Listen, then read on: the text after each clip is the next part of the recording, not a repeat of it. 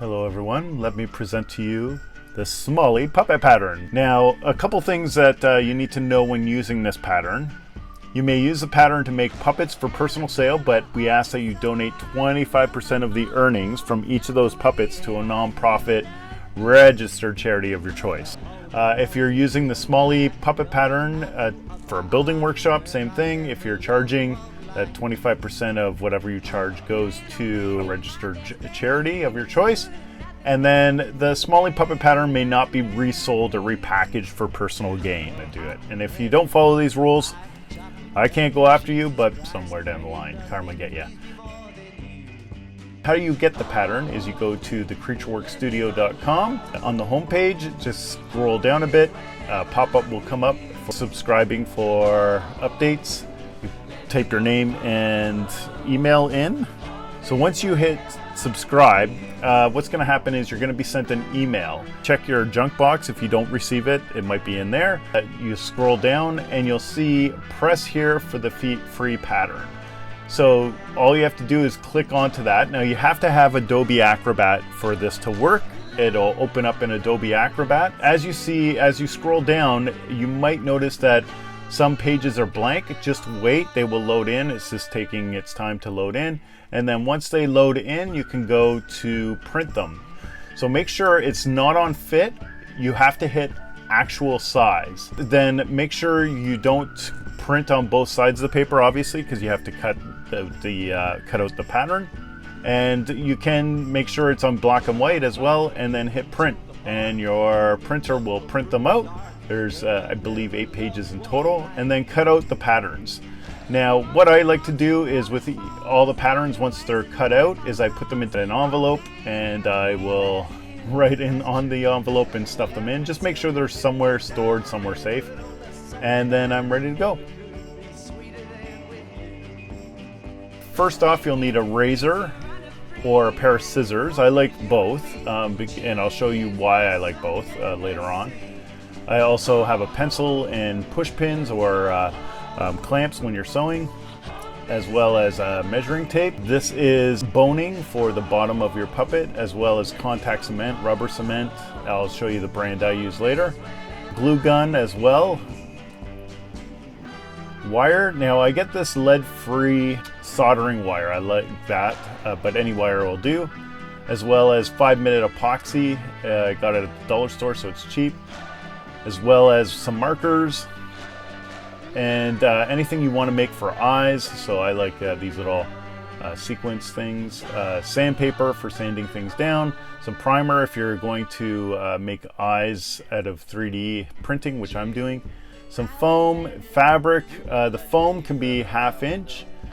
And thread of your choice, whatever color you're using. And spoons for eyes. I'm going to 3D print mine, but the spoons you can do as well. Any mouth stuff, so the color of your tongue, as well as this is the uvula. I pre-cut it out. For my rods, I like to use copper-clad 332-inch rods, welding rods, as well as some dowels for the handles. Gaffer tape is always good to have, or duct tape, and then black shrink for your rods as well. Also rubber gasket for the mouth plate, or if you want to use plastic or anything like that, a corrugated board also works. Sewing needles, I have a curved sewing needle and straight for me. Some rubber gloves when you're gluing, as well as a mask when you're gluing. There we go. Any other 3D things that you want, features, so these are horns. I'm not going to use them on mine, but I'm just showing you if you want to use 3D print out horns or make horns or anything like that. A glue stick as well, and dull joints. I'm going to use dull joints for this this build just because I'm very short on time, so I need to use dull joints. And then your pattern, as well, the interior of your mouth color. So this is black, but I'm going to use red. And I'm going to try to use this brush for brushing on glue.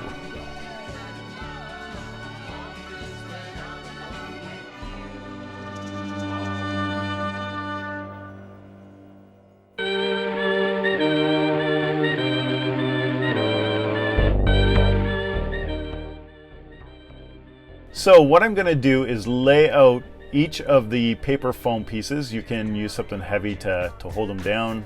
So what you're going to do is trace your pattern, get all the nooks and crannies, make sure you put all the notches, anything that needs to be indicated from the paper pattern to the foam. And then you're going to flip the pattern over. So just to save space, I'm going to do it this way, and you're going to, again, trace this foam pattern. Now, if you notice, I do this rather fast for the camera. I'm doing the thumbs as well, but you notice that on my other head, I didn't do the notch for where the wedge is supposed to meet inside the mouth there, but I'll go through that in a sec. So I'm just tracing everything. I don't really need to flip that piece, but I did it anyway, just out of habit. Make sure, again, you indicate front and back, and you also then go back. I'm going back here and showing you the mark. Now, for the wedge inside the mouth, if you're doing it on polyfoam, you don't really need that wedge because it's just a softer foam if you're using reticulated foam or another foam. So you could just extend those two lines to meet and you'll be good to go. You don't need that wedge if you're doing it poly, but I'm doing it just for the demonstration. So now for the hands, you're going to trace the hands. Make sure you do 2 holes for the hands, but for the other 2, you don't need the holes. So you just minus those holes out. And now I cut out all the foam pieces. After everything is traced, I don't need to show you all the pieces that need to be traced. It's just redundant. I like to use a straight razor, but I love straight razors because I can constantly just swap them out and they last really long. So if you want to take that technique, you can. It's just takes a little bit of getting used to on using a razor, a straight razor, instead of like actually holding the razor. But yeah, I'm gonna cut out everything. That's pretty self-explanatory as well. Going around and cutting out all the wedges, all the darts, everything that needs to be cut out in the middle of the mouth. How I do my hands is I simply cut them out down the middle and then use scissors for the fingers and then trim those fingers up. This is a very kind of fast, down and dirty way of doing this. I cut out the middle with a pair of scissors as well, the middle piece. So both hands, one needs to be flipped because you're doing right and left. With the body pieces, just cut those out. And now we're gonna glue everything together. Glue time!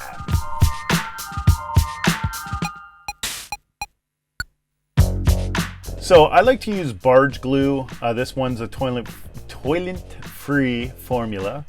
I find it works really well, but on my rubber gloves. Now, when you're doing the head, you want to do the chin all around the head with the wedges or the darts and the mouth area, the corner of the mouth. Don't do these 2 pieces because your mouth plate's going to go into those. Unless you have your mouth plates done, you can do them and then put it all together, but I like to use it. So I tried to use the silicone brush. The only thing is it's super dry in here. So the silicone was like, I had to put it on pretty thick. I don't like that. I also tried the sponging it on as well because I need a small layer, and it was drying like instantly. It's so dry here in the winter. So I went back to using the brush. And one thing about that is just make sure it doesn't need to be blobbed on, just a thin little layer. And make sure you're wearing gloves, respirator, all that stuff. Now with the wedge, for the corner of the mouth, you're not doing the middle Pac-Man part, his mouth, you're doing just all around his head.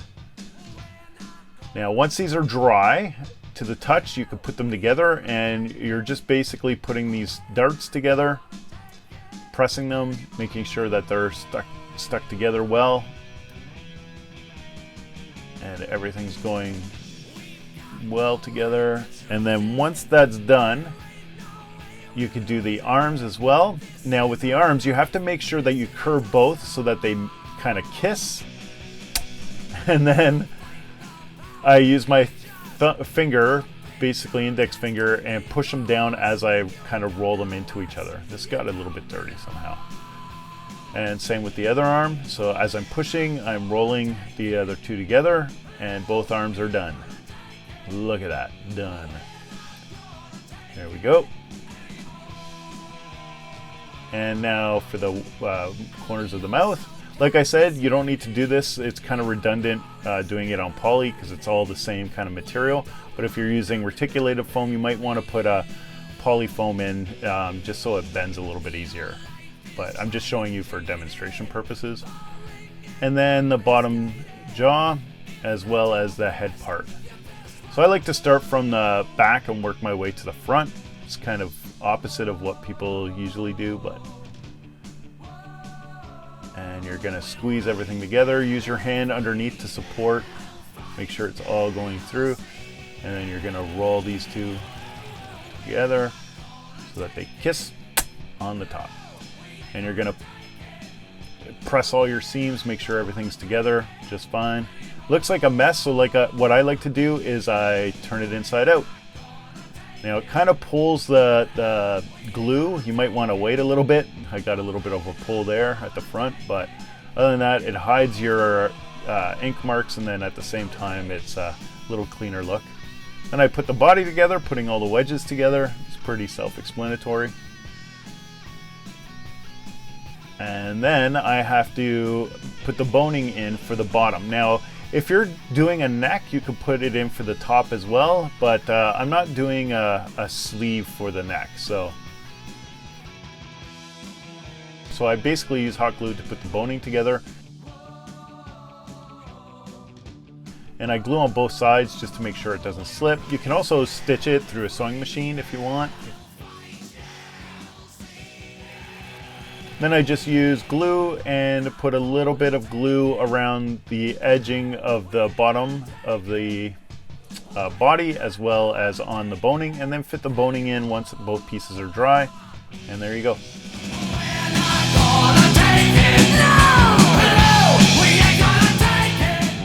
So I have my gasket rubber as well as electrical soldering. And what you want to do is you want to make L right off the top and bring one piece up. So it kind of looks like a hook. So it goes that way, that, and then up. And you're going to take your thumb that you cut out of foam and measure where that thumb ends. So I'll show you on the side. So there's the thumb. I'm bending it where it ends, so it'll fit in that thumb. And then I just twist it so that it's the thumb. So this is your thumb. Again, it's kind of just, it's pretty down and dirty as well. Then you're gonna follow along and go up to the finger, where you want the finger to go. Again, pinch it at the base of where it is. Just double checking. And then I twist it again.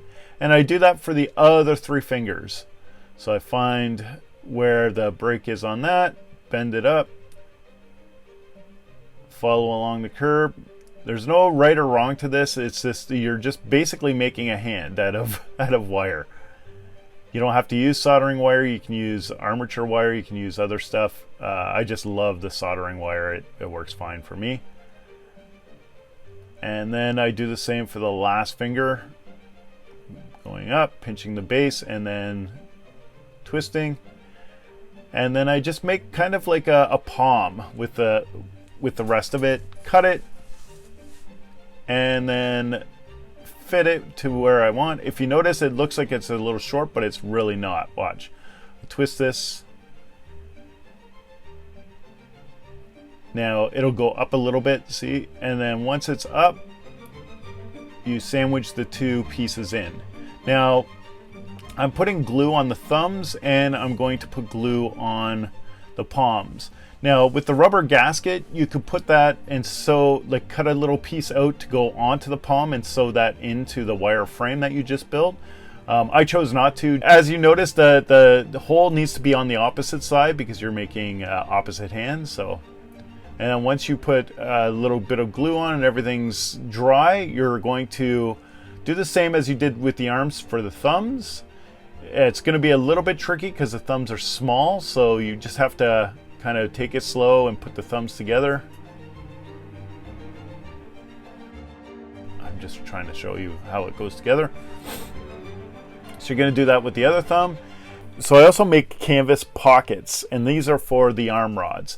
I'm just going to glue them into the hands. How I do that is I put glue on each side of it. Once I put glue on each hand, I then go over the armature wire with glue as well, just so that it sticks and adheres onto the next piece when I sandwich them in. Make sure you get the thumb as well. Oops, stick it to my glove. And then I just fit the pockets in. The pockets don't have to stick out or anything. They're just going kind of center palm. Same with that. Like I said, you could put a rubber base on the bottom as well so they adhere a little bit better. But just for this tutorial, I'm just showing you really fast how they go together. And then with the hands, you're going to basically sandwich the two foam pieces and sandwich the metal frame of the hand inside. And I like to go around the outside of the thumb and touch up the base of the thumb and the base of the armature, as well as get the wire again. And then once both are dry, you're just basically fitting that piece of foam over the armature wire and pressing it down. I try to get it so the seam is facing down, not up on the thumb. So both are done. Now if you notice, they're kind of like crappy on the outside. So in order to fix that, I like to put glue on the outside. Now you can use spray glue again, or any other glue that you want. Doesn't have to be tons and tons. I do 2 coats, and then once they're dry, I basically roll the hands on itself as well. And once all the hands are done, I like to go back when I'm doing like for a client or whatever. I like to go back and trim the hands so that they're a little bit more rounded.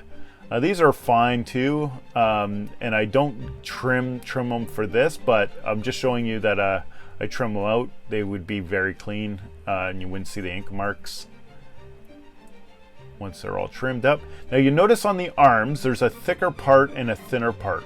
On the thicker part, that's where the hand goes. And you want to keep the seam down. So as the hand is out, the thumb is kind of up, you want the seam of the arm to be in the opposite direction. So you're going to put glue on both of those, on the arm on the hand, and as well on the arm, base of the arm. And you're going to then glue them together. Now you might have a little bit of difficulty gluing them together. The good thing is you can take it apart, right like that, and I'll show you. Watch. As I fit them together, the one kind of goes in on itself. I open it up and sandwich them together again. And that's it. So this concludes part 1 of a 3-part series. Subscribe and put on notifications so that you know when part 2 and part 3 are released. The Creature Works Studio.